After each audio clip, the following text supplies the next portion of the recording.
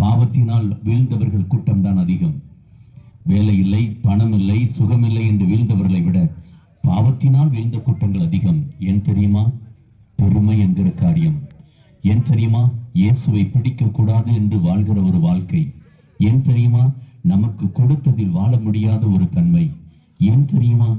தேவ இரத்தத்தை பயன்படுத்தாதவர்கள், இயேசுவின் இரத்தத்தினால் கழுவி சுத்திகரிக்கப்படாதவர்கள் எல்லாருமே பாவி. இதோ இச்சை என்கிற பாவத்தினால் நிச்சயமாய் விழுந்து கொண்டே இருக்கிறோம். நாம் நினைக்கிறோம் இந்த உலகத்தில் நான் சாதித்து விடுவேன், நாம் நினைக்கிறோம் இந்த உலகத்தில் நான் ஒரு பெரிய லக்கை வைத்து ஓடிவிடுவேன் என்றெல்லாம் நினைக்கிறோம்.